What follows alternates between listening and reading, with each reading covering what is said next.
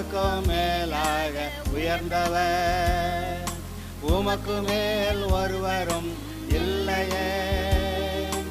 அல்லேலூயா, அல்லேலூயா, அல்லேலூயா, ஆமென். அல்லேலூயா, அல்லே. இப்பொழுதும் கூட தேவனுடைய ராஜ்யம் பற்றி நாம் படித்து கொண்டிருக்கிறோம். நம்ம எல்லாருக்குமே இந்த உலகத்தில் உள்ள ராஜ்யங்களை நாம் அறிவோம். ஏறக்குறைய 200 தேசங்கள், 200 ராஜ்யங்கள் பூமியில் இருக்கின்றன. ஒவ்வொரு ராஜ்யத்திற்கும் ஒரு ராஜா அல்லது ராஜா போல் பிரைம் மினிஸ்டர் அல்லது பிரசிடெண்ட் அங்கே இருக்கிறார்கள். அந்த தேசத்தை ஆளுகிறார்கள். அந்தந்த தேசத்துக்கென்று இறையாண்மை, அதாவது அந்த சட்டதிட்டங்கள், அவர்களுக்கான விடுதலை எல்லாம் அங்கே இருக்கிறது. இது உலக ராஜ்யங்கள். ஆனால் நாம் இப்பொழுது தேவனுடைய ராஜ்யம் பற்றி பேசுகிறோம். தேவனுடைய ராஜ்யம் என்றால் தேவனுடைய ஆளுகைக்குட்பட்ட எல்லாம் அவருடைய ராஜ்யத்துக்குள்ளே வருகிறது. இந்த பூமியில் இப்பொழுது சொன்ன ஏறக்குறைய 200 ராஜ்யங்கள் இருக்கின்றன என்று. இப்படி பூமி முழுவதும் இருக்கக்கூடிய எல்லா ராஜ்யங்களிலும் ரட்சிக்கப்பட்டவர்கள் எல்லாரும் இந்த தேவனுடைய ராஜ்யத்துக்கு உட்படுகிறார்கள். உலகமெங்கு இருக்கக்கூடிய எல்லா தேசங்களிலிருந்து இயேசுவை ஆண்டவராக ஏற்றுக்கொண்டேன் என்று சொல்லி வருகிறவர்கள் எல்லாரும் தேவனுடைய பிள்ளைகளாக தேவனுடைய ராஜ்யத்துக்கு உட்பட்டவர்களாய் வருகிறார்கள். இப்படி தேவனுடைய ராஜ்யத்துக்கு உட்பட்டவர்களாய் வரும்போது அந்த ராஜ்யத்துக்கென்று சட்டத்திட்டங்கள், இறையாண்மையெல்லாம் சொல்கிறோமே, அப்படி தேவனுடைய ராஜ்யத்தின் சட்டத்திட்டங்களுக்கு சும்மா எடுத்துக்காட்டாக நான் சுலபமாய் சொல்லலாம். பைபிள், அதில் இருக்கக்கூடிய 10 கற்பனைகள். அந்த 10 கற்பனைகள் சொல்லுகின்றன, உன் தேவனாகிய கர்த்தர் நானே, என்னையன்றி உனக்கு வேறு தேவர்கள் உண்டாயிருக்க வேண்டாம். 2வது, எனக்கு ஒப்பாக நீ ஒரு சொரூபத்தையாவது விக்கிரகத்தையாவது செய்து அதை நமஸ்கரிக்கவும் சேவிக்கவும் வேண்டாம். 3வது, அந்த ஓய்வு நாளை கர்த்தர்க்கென்று பரிசுத்தமாக்கப்பட்ட, வேறு எந்த வேலையும் செய்யக்கூடாது, கர்த்தர்க்கென்று பரிசுத்தமாக்கப்பட்ட அந்த ஒரு நாளை, ஓய்வு நாளை அவரோடு கூட நீ இருந்து செலவு பண்ணுவாயாக. அதை ஓய்வு நாளை நீ கெடுக்காதே, கர்த்தருக்கு பரிசுத்தமாய் அதை ஆண்டு கொள்ள நினைப்பாய், பரிசுத்தமாய் வைத்து கொள்வாயாக என்று சொல்லுகிறது. 4வது கற்பனை, கர்த்தருடைய நாமத்தை வீணிலே வழங்காதிருப்பாயாக. கர்த்தருடைய பேரை கெடுக்காத, ஏதாவது கெட்ட காரியங்களை செஞ்சு ஊர் மக்களுக்கு முன்னாடி அவர் பேரை கெடுக்காத. 5வது கற்பனை, நீ நன்றாயிருப்பதற்கும் பூமியிலே உன் வாழ்நாள் நீடித்திருப்பதற்கும் உன் தகப்பனையும் தாயையும் கனம் பண்ணுவாயாக, அதாவது மரியாதைக்குரியவர்களாய் நீ நடத்துவாயாக. அடுத்து 6வது கற்பனை, கொலை செய்யாதிருப்பாயாக. கொலை செய்கிறதுன்றது மற்ற ஆடு கோழியெல்லாம் அடித்து சாப்பிட்றாங்க.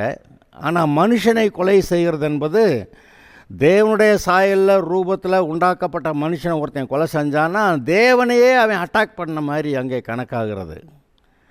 அதனால் கொலை செய்யாதிருப்பாயாக. அடுத்து 7வது, விபசாரம் செய்யாதிருப்பாயாக. 8வது, களவு செய்யாதிருப்பாயாக. 9வது, பொய் சாட்சி சொல்லாதிருப்பாயாக. 10வது, பிறனுக்குரிய யாதொன்றையும் இச்சியாதிருப்பாயாக. இந்த 10 கட்டளைகள் இந்த உலகத்தில் இருக்க மற்ற எல்லா நாடுகளில் இருக்கக்கூடிய எல்லா ஜனங்களுடைய அவர்களுடைய நியாயப்பிரமாணம் இருக்கிறதே, அந்த எல்லா நியாயப்பிரமாணங்களை காட்டிலும் மிகவும் மேன்மையானது என்று இந்த பைபிள் உபாகம 4வது அதிகாரத்தில் எழுதியிருக்கு. அப்படியா, எல்லா ஜனங்களை காட்டிலும் மிகவும் மேன்மையான அந்த நியாயப்பிரமாணத்தை பெற்றிருக்கிற நீங்கள் அப்படின்னு சொல்லியிருக்கேன். இன்றைக்கு அது ஒரிஜினலாக இஸ்ரவேலருக்கு கொடுக்கப்பட்டது. பிறகு அது அந்த அந்த யூத மார்க்கத்திலிருந்து வந்த இந்த கிறிஸ்தவர்களுக்கும் இது அப்ளை ஆகிறது. ஆதலால் இன்றைக்கு கிறிஸ்தவர்கள் தேவனுடைய ராஜ்யம் பற்றி பேசும்போது நமக்கு இந்த 10 கட்டளைகள் அடிப்படையாக இருக்கிறது. இந்த 10 கட்டளைகளை பொதுவாக எந்த ஒரு மனுஷனும் நிறைவேற்ற முடியறதில்லை. ஏன்னால் இந்த தேவனுடைய எதிர்பார்ப்புகள் மிகவும் மேன்மையானதாக இருக்கிறது என்று சொல்லுவோம். ஆனால் எந்த ஒரு மனுஷன் இயேசுவை ஆண்டவராய் ஏற்றுக்கொள்கிறானோ அவன் பரிசுத்த ஆவியை பெறுகிறான். அந்த பரிசுத்த ஆவியானவருடைய பலத்தினாலே இந்த 10 கற்பனைகளை நிறைவேற்றுகிறவனாக இருக்கிறான். ஒரு விதத்தில் சொல்லப்போனால் இயேசு சிலுவையில் அறையப்பட்ட போது அவர் இந்த நியாயப்பிரமாணத்தை எடுத்து சிலுவையில் அரைஞ்சார் அப்படின்னு நீங்கள் வாசிக்கிறீங்க. கொலோசையர் 2:14-15.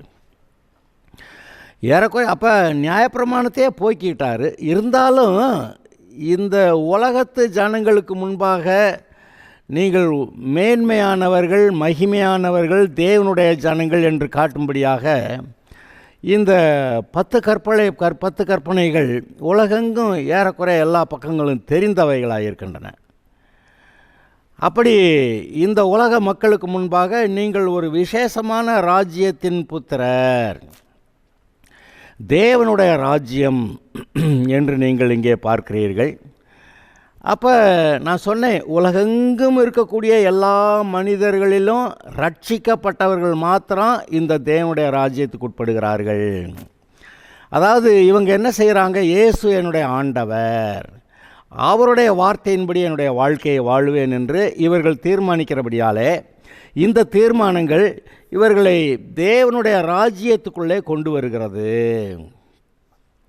அப்போ தேவனுடைய சட்டத்திட்டங்களின்படி தங்களுடைய வாழ்க்கையை நடத்துகிறார்கள். அப்போ தேவனுடைய சட்டத்திட்டங்களின்படி தங்களுடைய வாழ்க்கையை நடத்துகிறாங்கன்னா இவங்க தேவனுடைய ராஜ்யத்துக்கு உட்பட்டவர்கள்.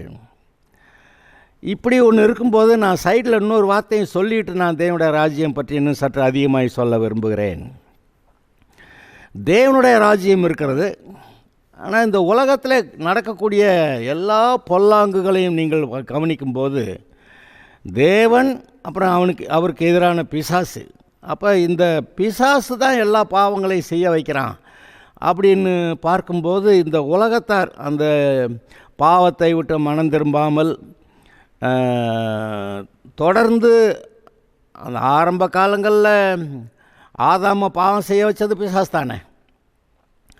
உலகெங்கு இருக்கக்கூடிய எல்லா மக்களும் இப்போ அந்த ஆதாமின் சந்ததி தானே.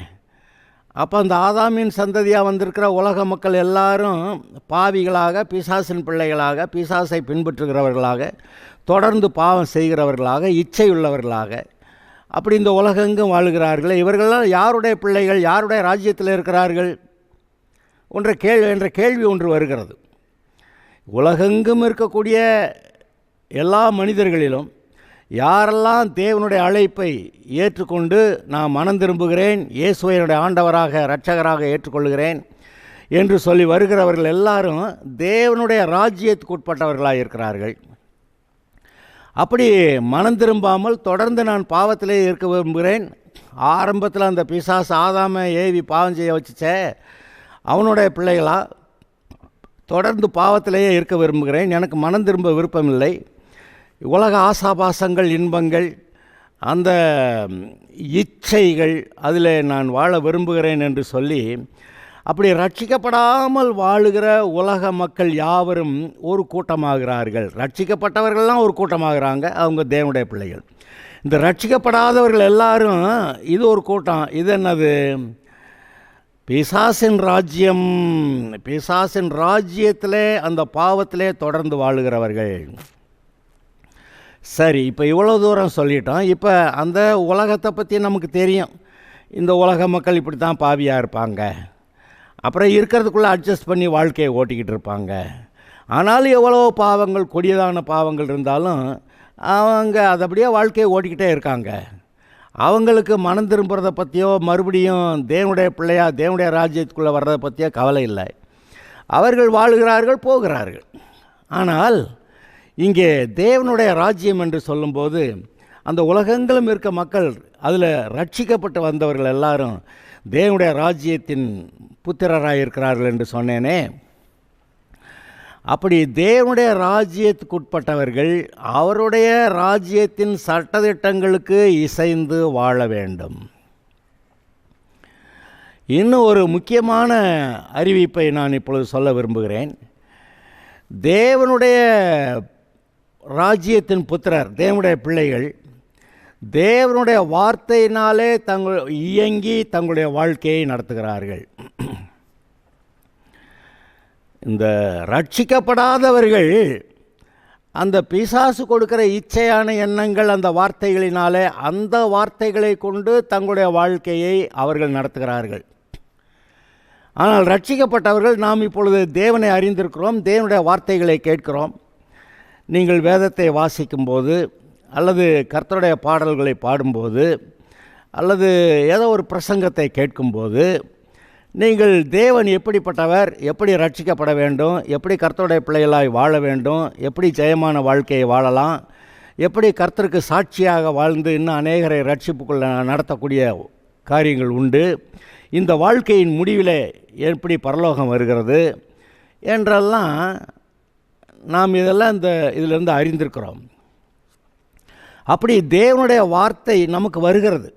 வசனத்தை வாசிக்கும்போது வருது, பிரசங்கத்தை கேட்கும்போது வருது, கர்த்தருடைய பாடல்களை பாடும்போது வருது. அந்த வார்த்தைகளை நாம் கேட்டு, இது தேவனுடைய வார்த்தைகள், வேதத்தில் எழுதப்பட்டவைகள். நமக்கு இந்த வேதத்தில் எப்படி எழுதியிருக்கு, மறுபடி பாவம் செஞ்சால் எப்படி நரகம் போயிடுவான், அதனால் மறுபடி ஏன் பாவம் செய்யக்கூடாது, பாவம் செய்யாமல் கர்த்தருடைய வார்த்தையை மட்டும் கேட்டு நடந்தால் எப்படி நம்ம ஆசீர்வாதமாக இருக்கலாம், முடிவிலே பரலோகம் போகலாம் எல்லாம் எழுதியிருக்கிறது. அது மாத்திரமல்ல, இன்னொரு விசேஷமான காரியத்தை இப்பொழுது நான் சொல்ல விரும்புகிறேன். என்னவென்றால், இந்த பைபிளில் இது தேவனுடைய வார்த்தைகள் அடங்கிய புஸ்தகம். இந்த தேவனுடைய வார்த்தை அடங்கிய இந்த புஸ்தகத்தில் இப்படி ரட்சிக்கப்பட்டு வந்தவர்கள் எப்படிப்பட்ட எந்த வார்த்தைகள் மூலம் நாம் பிழைக்க வேண்டும் என்று எழுதியிருக்கிறது. இது எல்லாமே தேவன் எழுதி வச்சது தான். ஆனால் இந்த பைபிளில் தேவனை பற்றி எழுதியிருக்கு, பிசாசை பற்றி எழுதியிருக்கு, ரட்சிக்கப்பட்டவர்களை பற்றி எழுதியிருக்கு, ரட்சிக்கப்படாதவர்களை பற்றி எழுதியிருக்கிறது, பரலோகத்தை பற்றி எழுதியிருக்கிறது, நரகம் பற்றி எழுதியிருக்கிறது, புதிய வானம் புதிய பூமியை பற்றி எழுதியிருக்கிறது, மரித்தோரின் உயிர்த்தெழுதலை பற்றி எழுதியிருக்கிறது, நித்திய நியாய தீர்ப்பை பற்றி எழுதியிருக்கிறது.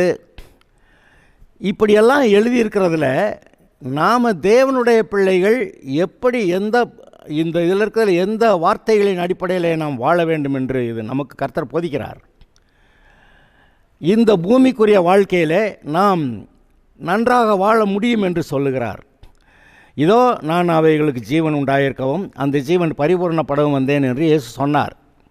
நாம் தேவனுடைய ஜீவனை பெற்று தேவனை போல வாழக்கூடிய திறமை நமக்கு இங்கே உண்டாயிருக்கும் என்று சொல்லுகிறார். நாம் ஒழுங்காக கீழ்ப்படிந்து நடந்தார். அப்படி தேவனுடைய வார்த்தைகளை ஏற்றுக்கொண்டு அதுக்கேற்றபடி கீழ்ப்படிந்து நடக்கும்போது நாம் ஆசீர்வாதத்துக்கு மேல் ஆசீர்வாதம், ஆசீர்வாதத்துக்கு மேல் ஆசீர்வாதம், ஆசீர்வாதத்துக்கு மேல் ஆசீர்வாதம் பெற்று வாழ்வோம் என்று அந்த வசனங்களே சொல்லுகின்றன.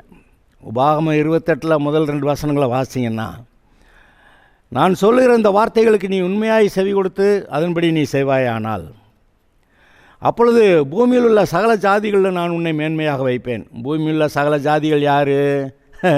ரட்சிக்கப்படாதவங்க. அந்த ரட்சிக்கப்படாத அந்த சகல ஜாதிகளின் மேல் நான் உன்னை மேன்மையாக வைப்பேன். அது மாத்திரமல்ல, அதுக்கு பின்னாடியே ஒரு லிஸ்ட் சொல்கிறார். நீ அப்படி நடந்தேன்னா இப்பொழுது சொல்லப்படுகிற ஆசீர்வாதங்களெல்லாம் உனக்கு பலிக்கும் என்று சொல்லுகிறார். அப்போ தேவனுடைய வார்த்தையின்படி வாழ்ந்தால் பூமியில் இருக்க சகல ஜாதிகளிலும் மேன்மையாக இருக்கிறது மட்டும் இல்லை, இந்த பூமிக்குரிய வாழ்க்கையிலும் ஒரு குறையுமின்றி நல்ல ஆசீர்வாதமாக வாழலாம் என்று இந்த பைபிள் சொல்லுகிறது. அப்படியானால் அந்த வார்த்தைகள் என்ன என்று ஒரு கேள்வி.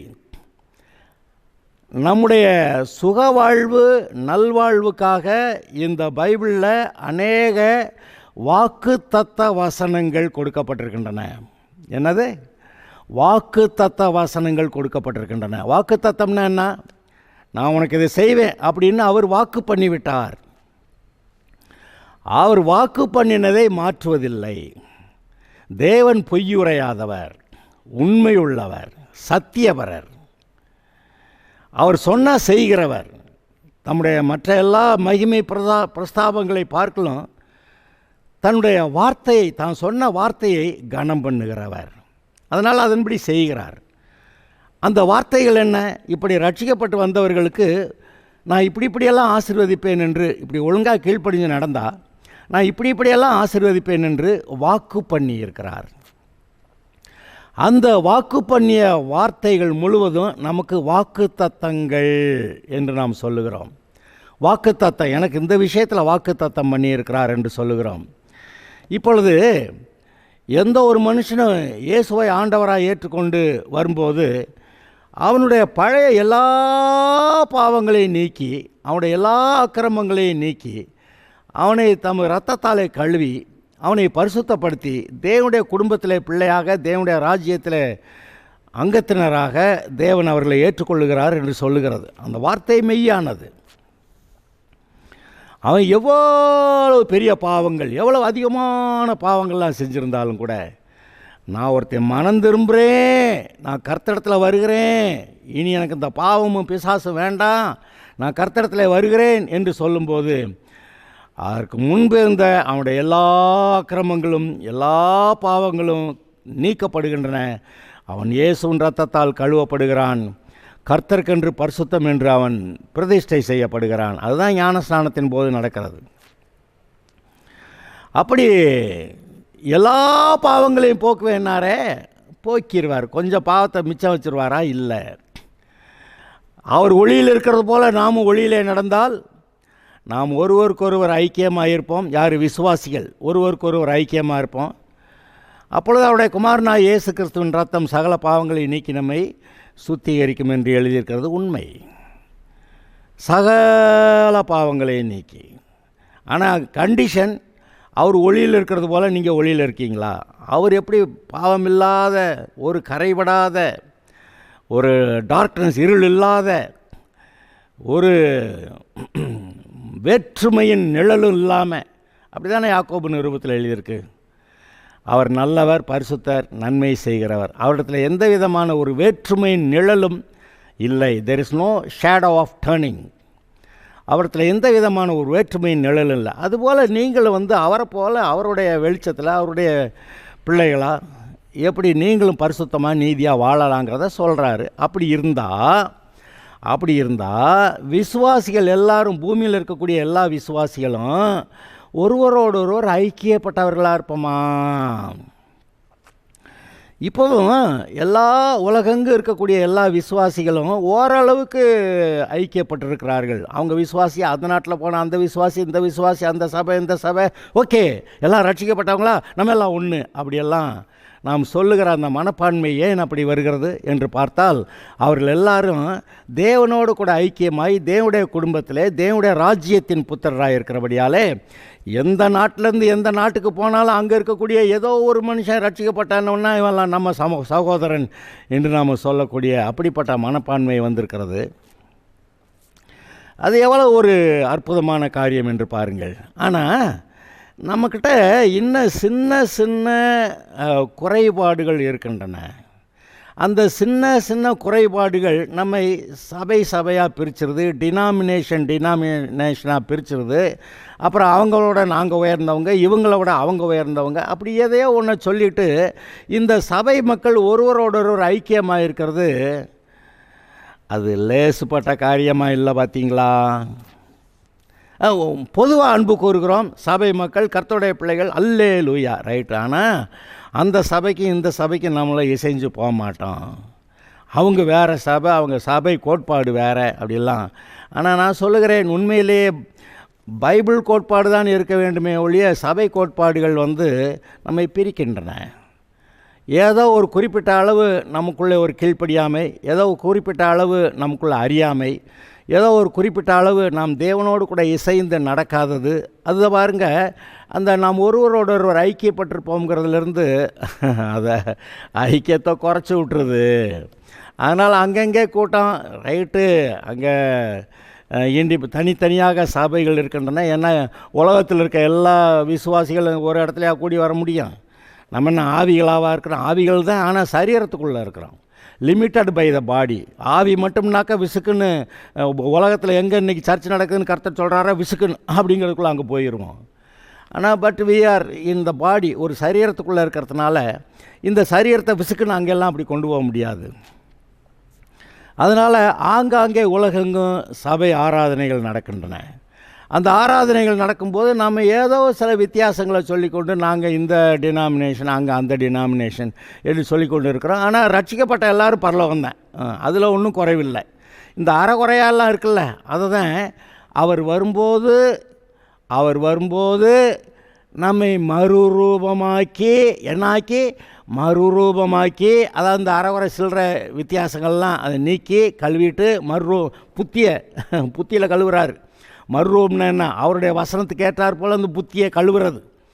அப்படி கழுவி அவருடைய வசனத்துக்கு ஏற்றாற் போல் நம்மளை ஒழுங்குபடுத்தி கிறிஸ்துவோடு கூட, அப்படி இயேசு மேகங்கள் மேல் வந்தான சபை எடுக்க வர்றாரு, அப்படி கிறிஸ்துவோடு கூட நம்ம என்றென்னும் பரலோகத்தில் கர்த்தரோடு கூட இருப்போம் அப்படி சொல்லியிருக்கு. அப்போ இந்த சின்ன சின்ன பிரச்சனைகள், சின்ன சின்ன கீழ்ப்படியாமைகள் அல்லது அறியாமை, இதெல்லாம் நமக்குள்ள சபை மக்களை ஒருவரோடொருவர் ஐக்கியப்படாமல் தடுத்து வச்சுருக்கு.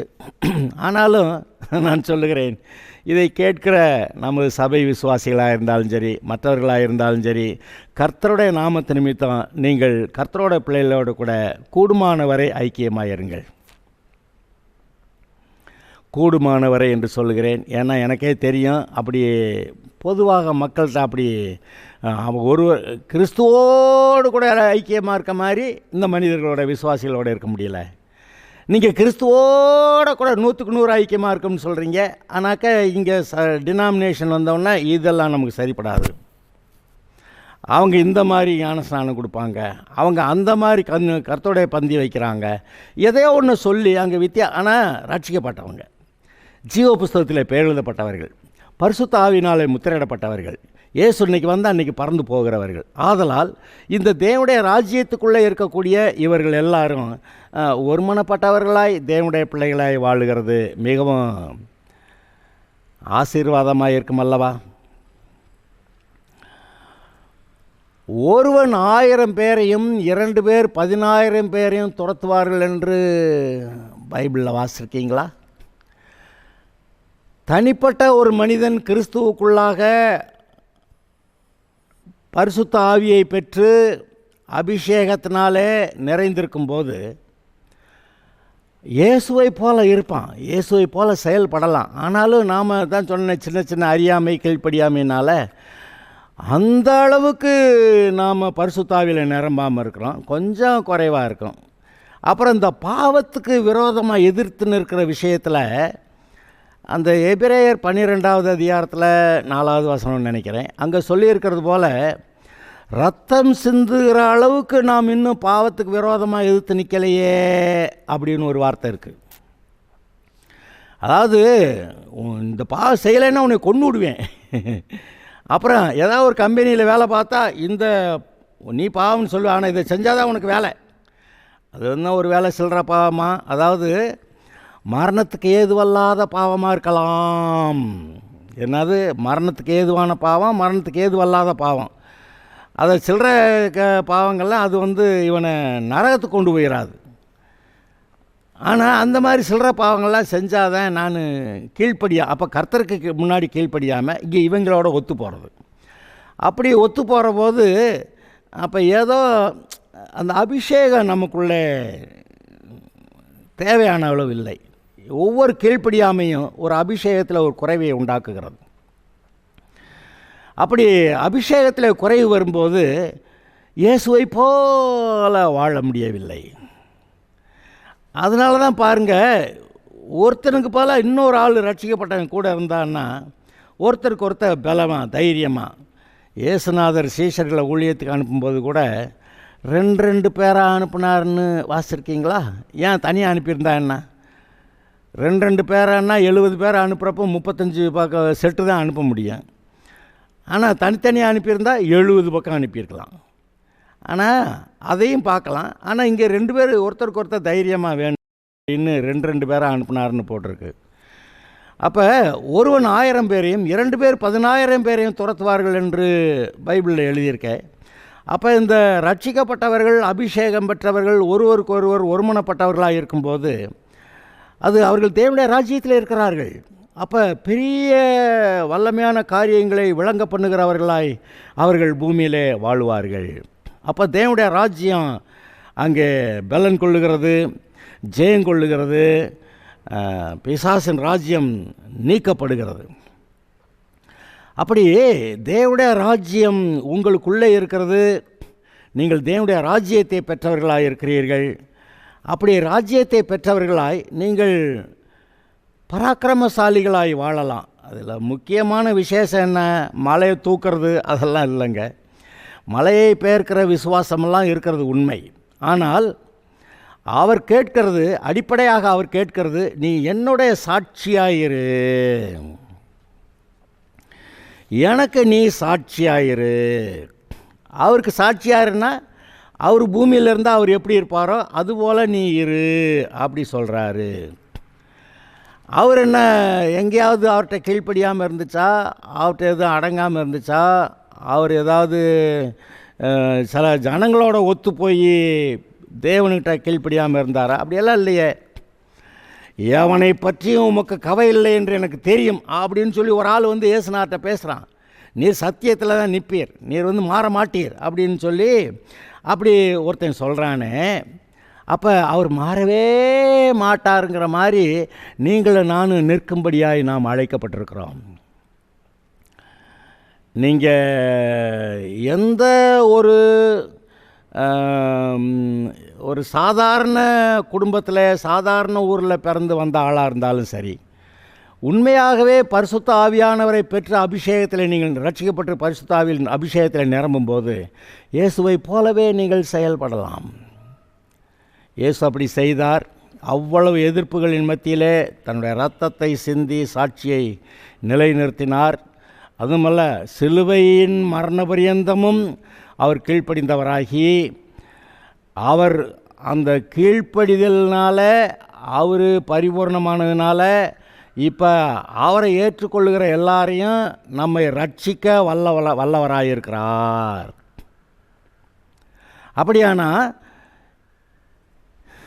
அவர் வந்து நமக்கு ரட்சிப்பை உண்டாக்க அவ்வளவு பாடுபட்டார் சிலுவை பாடுகள்லாம். ஆனால் நமக்கும் கூட ஒரு விதமான சிலுவை இருக்கிறது என்று கர்த்தர் சொன்னார். பார்த்தீங்களா? என்னை பின்பற்ற விரும்புகிறவன் அவனவன் தன் சிலுவை எடுத்துக்கொண்டு என்னை பின்பற்ற கடவன் அப்படின்னு இருக்குது. அப்படின்னா என்ன அர்த்தம்? நீங்கள் சத்தியத்தில் நடக்கும்போது இந்த உலகத்தில் இருக்க ஆள் உங்களை லேசில் விட மாட்டாங்க. ஏதாவது ஒரு பிரச்சனை பண்ணிக்கிட்டு இருப்பாங்க. அப்போ அந்த பிரச்சனைகள் எல்லாம் உங்களை பொறுத்தவரை ஒரு சிலுவை பாடுகள். அப்படியே கொன்று போட்டாலும் பரவாயில்ல, நான் கர்த்தரோட கூட கர்த்தருக்கு பிரியமாக சாட்சியாக இருப்பேன்னு சொல்கிறது தான் கர்த்தர் விரும்புகிறார். அப்படி பாருங்கள், எல்லாம் பெரிய பெரிய விஷயமாய் வருகிறது. ஆனால் இந்த இடத்துல நான் இப்போதைக்கு இதோடு நிறுத்துகிறேன். அப்படி உண்மையாகவே தேவனுடைய வார்த்தையை கேட்டு தேவனுடைய வார்த்தையினால் இயங்குகிற ஆளுக தான் தேவனுடைய ராஜ்யத்தில் இருக்கிறாங்க, தேவனுடைய ராஜ்யத்தின் புத்திரராக இருக்கிறார்கள், தேவனுக்கு சாட்சியாக இருக்கிறார்கள். இந்த உலகம் வந்து ரட்சிக்கப்படாததாக இருக்கிறது. இந்த ஜனங்கள், இருளிலே வாழுகிற ஜனங்களுக்கு நீங்கள் வெளிச்சமாக இருக்கும்படி, ரட்சிப்பை காட்டும்படி கர்த்தர் உங்களை விரும்புகிறார்.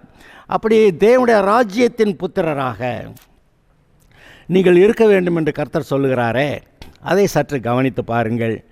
இது ஏதோ சில டினாமினேஷன் சபைகளை பின்பற்றுகிறதல்ல, வேத வாக்கியங்கள். இதில் நாம் ரட்சிக்கப்பட்டவர்களுக்கென்று வாக்கு தத்தங்கள் இருக்கின்றன அல்லவா? இந்த வாக்கு தத்தங்கள் எப்படி நாம் வாழ்ந்து கர்த்தருக்கு மகிமையாய், நாம் தேவனுடைய பிள்ளைகளாக இருக்கிறதுனால ஒளியாய், வெளிச்சமாய், இந்த உலகத்துக்கு ஒளியாய் நாம் இருந்து, இந்த பூமிக்கு உப்பாய் இருந்து அவருக்கு சாட்சியாக இருக்கும்படி அழைக்கப்பட்ட தேவனுடைய பிள்ளைகளாக தேவனுடைய ராஜ்யத்தின் புத்திரராய் நீங்கள் இருக்கிறீர்கள். இது உங்களுக்கு சந்தோஷந்தானா? இதில் நீங்கள் களி கூறலாமா? தேவனுடைய பிள்ளைங்கிறது எவ்வளோ பெரிய மேன்மையான ஒரு காரியம். அதாவது பவுல் சொல்லுகிறான், நான் வந்து என்னுடைய மேன்மையை பாராட்டலை ஒருவன் அவத்தமாக்குறதை பார்க்கலாம், சாகிறது எனக்கு மேல்னு. அப்படி நாம் எதையாவது ஒரு சில்லற பாவத்தை செஞ்சுட்டு நம்ம பேரை கெடுக்கிறத விட, கர்த்தருடைய பேரை கெடுக்கிறத விட சாகிறது தேவையில்லைன்னு நம்ம தீர்மானித்து பாவத்துக்கு இடம் கொடுக்க மாட்டேன் அப்படின்னு நிற்கலாமா? Okay, God will bless you.